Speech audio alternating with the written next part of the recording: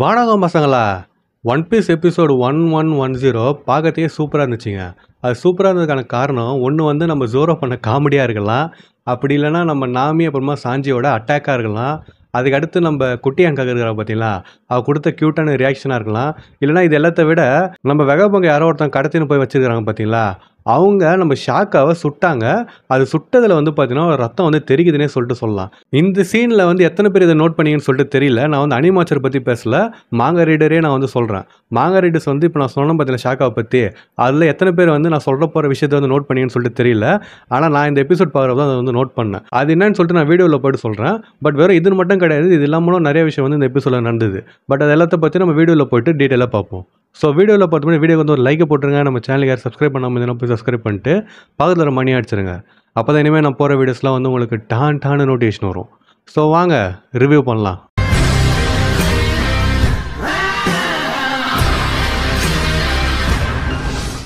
இந்த எபிசோடோட review start பண்ணுறது முன்னாடி போன எபிசோட ரிவ்யூ யாராவது பார்க்கலாம் போய் பார்த்துட்டு வந்துருங்க. அப்போ தான் இந்த வீடியோ வந்து கரெக்டாக கண்டினியூஸாக உங்களுக்கு வந்து புரியும். வெறும் அந்த எபிசோடு மட்டும் கிடையாது, இது இல்லாமலும் நிறைய எபிசோட ரிவ்யூ நான் வந்து போட்டுருக்கிறேன். அதெல்லாம் பிளேலிஸ்ட்டில் நான் சேவ் பண்ணி வச்சுக்கிறேன். ஸோ பிளேலிஸ்ட்டையும் போய் செக் பண்ணி பாருங்கள். இப்போ நம்ம எபிசோட ரிவ்யூ வந்து ஸ்டார்ட் பண்ணுவோம். எபிசோடு எப்படி ஸ்டார்ட் ஆகுதுன்னா, நம்ம லுச்சி, கக்கு, அப்புறமா லூஃபி, ஜோரெல்லாம் வந்து செராஃபிம்ஸ் கூட சண்டை போட்டிருந்தாங்கல்ல, நம்ம குட்டி மியா கூட அப்புறமா குட்டி குமா கூடயும் அந்த சண்டை தான் வந்து கண்டினியூ ஆகுது. இதில் வந்து பார்த்தீங்கன்னா கண்டினியூஸாக அவங்க சண்டை போட்டுனே இருக்கிறாங்க. இதில் நம்ம லூஃபியோட கியர் 4 ஃபார்ம் பார்க்குறதுக்கு ஒரு மாதிரி இருந்துச்சுங்க.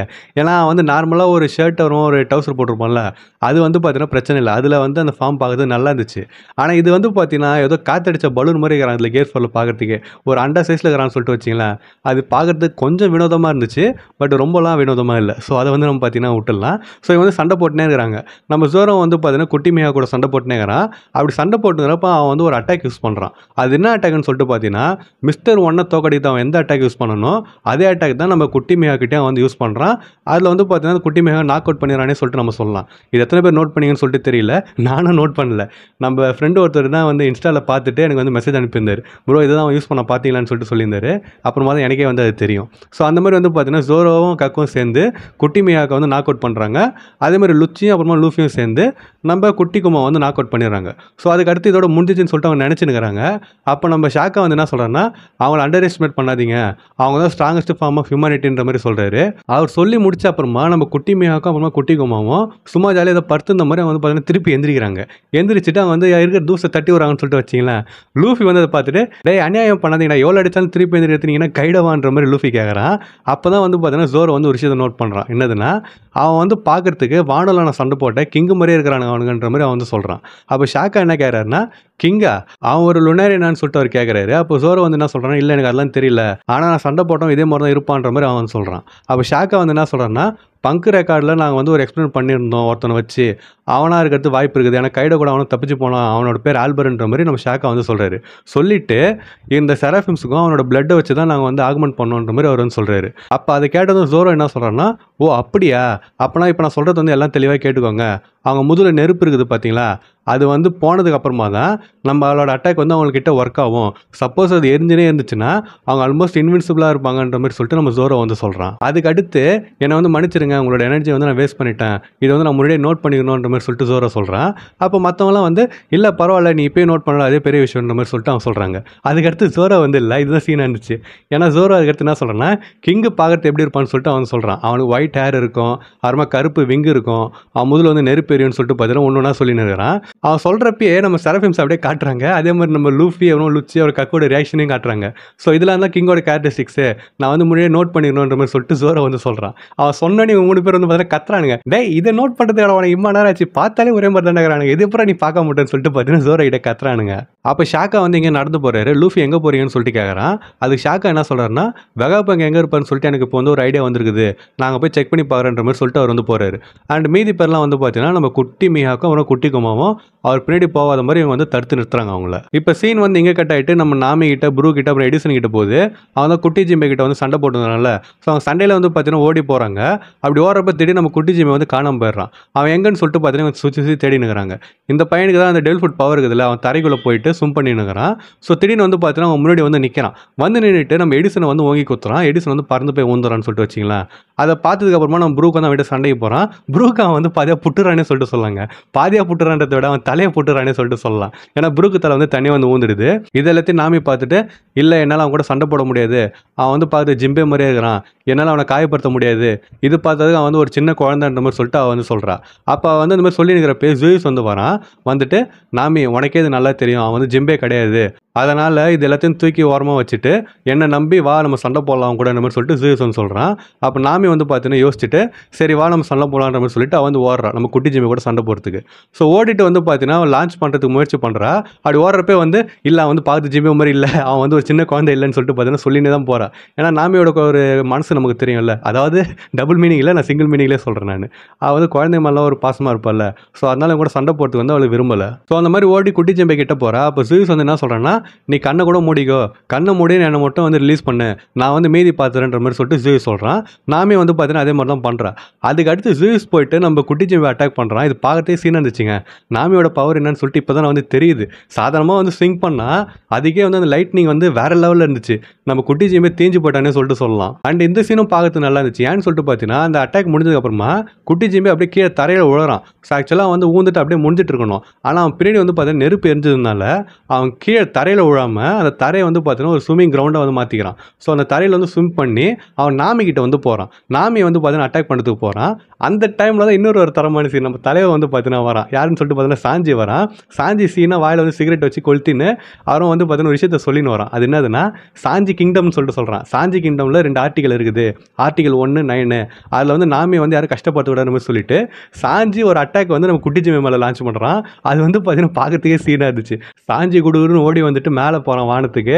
அங்கேருந்து வந்து பார்த்தீங்கன்னா அப்படியே சுற்றினே வந்து குட்டி ஜிம்மியை எட்டி விட்றான். அது முன்னாடி சொன்ன மாதிரி பார்க்கறதே சீனாக இருந்துச்சு. அதுக்கடுத்து குட்டி ஜிம்மியை பறந்து போய் ஊந்துடுறான் எங்கேயோ. ஊந்துட்டு அவன் வந்து பார்த்தீங்கன்னா திருப்பி எந்திரிச்சு வரான். நம்ம சாஞ்சி நாம வீட்டில் போயிட்டு எப்படி இருக்கிறன்ற மாதிரி கேட்டுட்டு அவன் திரும்புறான். திரும்பிட்டு மொவனே ஒன்னி செத்தடான்ற மாதிரி சொல்லிட்டு அவன்கிட்ட சொல்கிறான். அப்போ சாஞ்சியோட அந்த மூஞ்சி பாருங்களேன், அது வந்து வித்தியாசமாக காட்டி எனக்கு சீனாக இருந்துச்சு பார்க்கறதுக்கே. அவன் கண்ணுலேருந்து அவனோட அந்த சிரிப்புன்னு சொல்லிட்டு அந்த டெவிலிஷ் ஸ்மைல்னு சொல்லிட்டு சொல்லுவாங்கல்ல, நம்ம ஜோரோ தான் வந்து டெவில்னு சொல்லிட்டு நினச்சிருக்கிறோம். ஆனால் சாஞ்சியோட இந்த லுக்கு வந்து பார்த்தீங்கன்னா பார்க்கறது டெவில் மாதிரியே தான் இருந்துச்சு. ஸோ இதுக்கு அடுத்து சீன் வந்து இங்கே கட் ஆகிட்டு நம்ம குட்டி ஆன்காக இருக்கிற இடத்துக்கு வந்து போகுது. நம்ம ஃப்ராங்கி அப்புறமா உசோப்லாங்கிறாங்கல்ல அந்த இடத்துக்கு வந்து போகுது.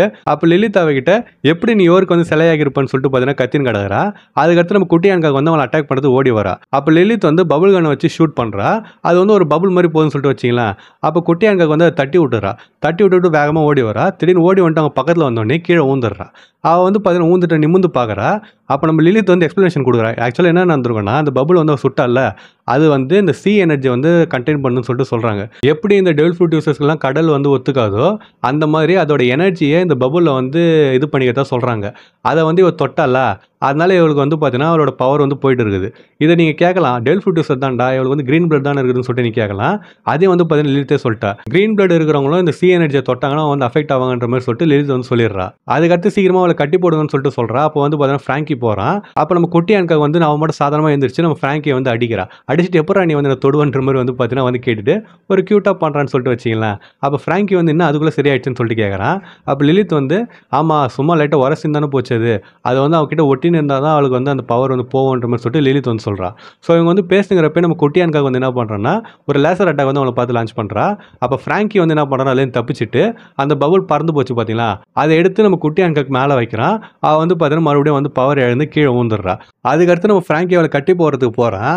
அப்போ இந்த பொண்ணு வந்து என்ன பண்ணுறான்னா க்யூட்டாக ஒரு மாதிரி பார்த்தீங்கன்னா அழுதுன்னு எனக்கு வந்து வலிக்குதுன்னு சொல்லிட்டு அவன் சொல்கிறா. ஃப்ராங்கிக்கு வந்து ஒரு மாதிரி ஆகிடுது. அவன் ஆகிட்டு அப்படியே அதோ இது எடுத்துறேன்னு சொல்லிட்டு எடுக்கிறான்.